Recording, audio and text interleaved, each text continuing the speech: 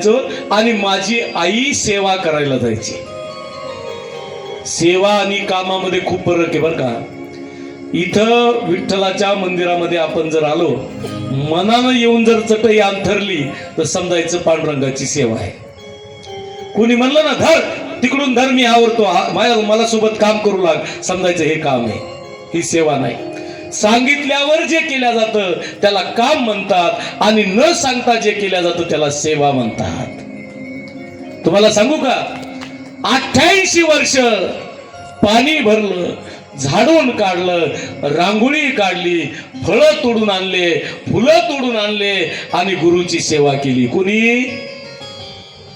कोणी केली? तबलेवाल्यानं, शबरी मातेनं. पण मातंग ऋषीला कळू दिलं नाही की मी सेवा करते. 88 वर्ष पूर्ण झाले, दिवसभर काम करायचं आणि झाडावर जाऊन बसायचं शेवटच्या टोकाला, गुरुला दिसू द्यायचं नाही. याला सेवा म्हणतात. आणि या सेवेचं फळ काय मिळालं सांगू तुम्हाला. मातंग ऋषी ज्यावेळेस हिमालयात गेले त्यानंतर परपुरुष कोणी आलाच नाही. त्या ठिकाणी आला तो फक्त प्रभू रामचंद्र शबरी मातेला दर्शन देण्यासाठी. तिनं सुद्धा टाहो फोडला.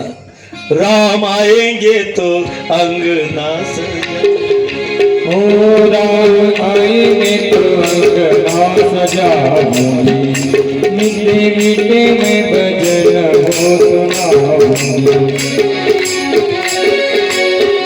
मेरे झोपड़ी की भावना खुल जाएगी, रात आएगी, मेरे झोपड़ी की भावना खुल जाएगी, रात आएगी, मेरे झोपड़ी की भावना. मला वाटतं 500 वर्ष हिंदूंचं रक्त सांडलं, बरोबर आहे की नाही. 500 वर्ष संघर्ष झाला भारत भूमीमध्ये, हिंदूंचं रक्त सांडलं. शरयू पाणी वाहत नव्हती तर माझ्या हिंदूंचं रक्त वाहत होती. आणि आपलं भाग्य आमच्या डोळ्यासमोर अयोध्येत रामाचं मंदिर झालं की नाही. मग बसून कसं जमल का. उभा राहा लागेल ना त्यासाठी रामाचं स्वागत करायला.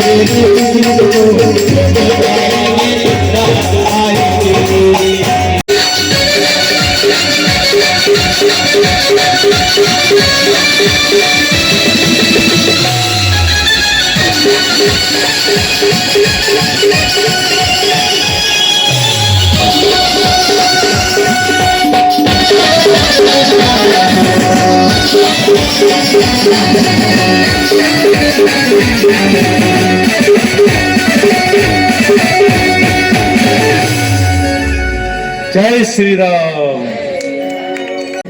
महर्षी नारदानं सांगितलं की दुसऱ्या जन्मी मी दासीपुत्र होतो. अनंत रामकृष्ण हरी मंत्र हा जपावा, लावोनिया हात सांगितली चिंता. वासुदेव गायत्रीचा मंत्र दिला आणि सांगितलं या मंत्राचा जप कर. संत मंडळी निघून गेली. माझी आई आणि मी आम्ही दोघच जण घरी होतो. एके दिवशीचा प्रसंग आहे. अंधुक प्रकाशामध्ये पहाटेच्या माझी आई उठली आणि शेण गोठा करण्यासाठी गाईच्या गोठ्याजवळ जाऊ लागली आणि रस्त्यामध्ये एक साप होता. त्या सापावर माझ्या आईचा पाय पडला आणि माझ्या आईने मला आवाज दिला, हरिदासा हरिदासा म्हणून आवाज दिला आणि मी पळत पळत आईच्या जवळ गेलो. आईचं कलेवर हातात घेतलं आणि लक्षात आलं माझी आई मला कायमची सोडून निघून गेली. माझी आई मला सोडून निघून गेली. आई बोलला ग, एकदा बोलला माझ्याशी. नारद आईला म्हणतात आई बोलला, पण आई बोलत नाही. आई तुझ्याशिवाय कोण आहे माझ्या जीवनामध्ये? तू मी आपण दोघंच नातं आहे ना आपल्या दोघांचं. तू जर मला सोडून गेली तर कसं होईल आई माझं? आई बोलला माझ्याशी, आई बोलला. आणि नारदाच्या लक्षात आलं माझी आई मला कायमची सोडून निघून गेली, कायमची सोडून निघून गेली. आता पुन्हा भेट नाही होणार आईची. परंतु संतांच्या प्रवचनात मला एक गोष्ट कळाली, इथे एकट्याला यावं लागतं आणि एकट्याला जावं लागतं. मधला काळ म्हणजे संसार आहे. मधला काळ म्हणजे संसार. एक शिष्य आपल्या गुरुकडे गेला. किती दिवसानंतर गुरुच्या दर्शनाला गेला आणि गुरुलाही आनंद झाला. शिष्याच्या भेटीचा सगळ्यात जास्त आनंद गुरुला होतो, कारण शिष्य येईल दक्षिणा देईल. पण ते गुरु तसे नव्हते. बघा, लोभी गुरु नसावा आणि स्वार्थी शिष्य नसावा तर कल्याण आहे. नाही तर गुरु शिष्य रामकृष्ण आहे न सांगितलेलं बरं आहे. आणि गुरुनं शिष्याला विचारलं, बाळा काय चाललंय तुझं, कसा आहे तुझा संसार? शिष्यानं सांगितलं, महाराज माझ्यासारखा संसार कुणाचा नाही. आई माझं ऐकते, बायको माझं ऐकते, मुलं माझं ऐकतात. त्यावेळेस गुरु महाराज म्हणले, अरे हे सगळं खोटं आहे रे बाबा. नाही म्हणला गुरु महाराज, सगळेजण माझं ऐकतात, एकदम खरंय. त्या गुरुनं त्याला विचारलं, का रे बाबा तुला पगार किती आहे? तो मला 1,00,000 रुपये पगार आहे. मग गुरुनं सांगितलं, हे सगळे पैशा भोवती फिरायलेत. जोपर्यंत गुळाची तोपर्यंत मुंगळे. एकदा गुळ संपला की मुंगळे दुसऱ्या गुळाला. मुंगळ्याला काय तेच काम आहे. नाही गुरु महाराज सगळेजण. मग गुरुनं त्याला योग शिकवला आणि सांगितलं, घरी जा आणि 2 घंटे मरायचं नाटक कर. किती घंटे?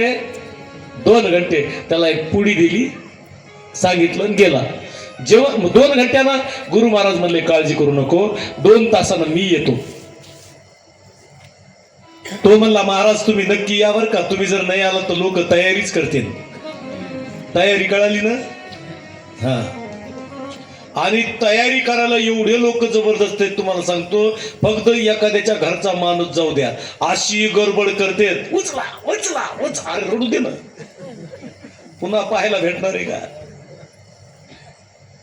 मग हा घरी गेला, याने जेवण केलं आणि छातीला हात लावला. आई! धाडकन खाली पडला.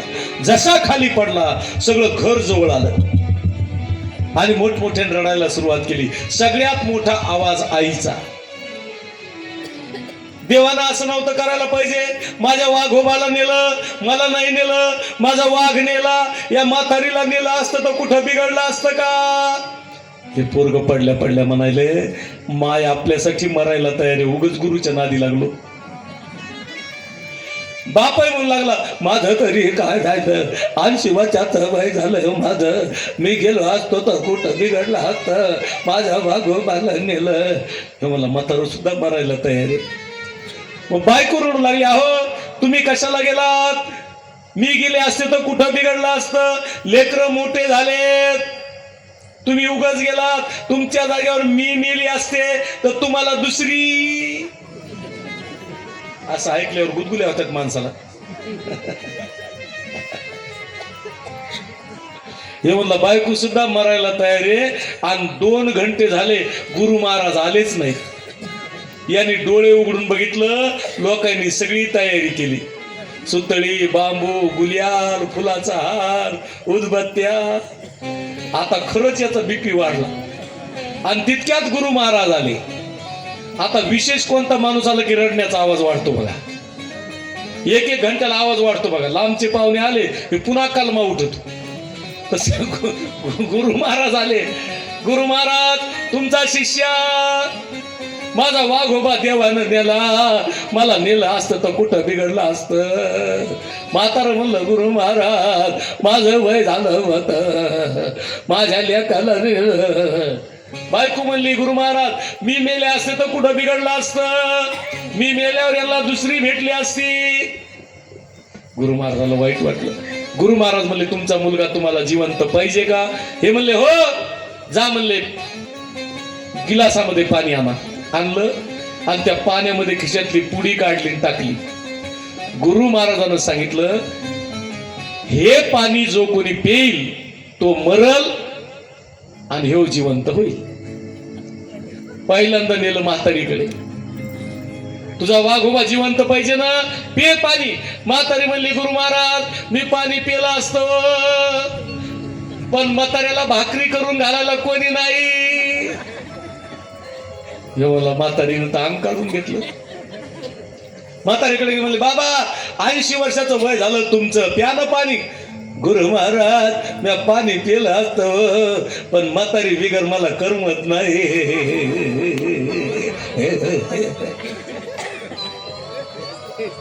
बघा याला या वयात म्हातारी बिगर करमत नाही. बायकोकडे गेले, म्हणले तू पे. ती म्हणली, गुरु महाराज ते तर मेले, ते मेल्यावर अर्धा पगार भेटणारच आहे, मी कशाला पिऊ? गुरु महाराज म्हणले, मी पिऊ का? 3 जण म्हणले, हा हान म्हणले, तुला मागणं पुढे. आणि गुरु महाराजांना पिलं बरं का ते पाणी. काय नव्हतं त्याच्यात, साखर टाकलेली होती, लिंबाचं पाणी होतं, गटगट केलं आणि काही झालं नाही गुरु महाराजाला. म्हणले उठ शिष्या. शिष्य उठला. सांग म्हणलं याच्यातलं तुझं कोण आहे? नाही कुणाचे कुणी, तुझे नव्हे रे कुणी, अंतिम जाशील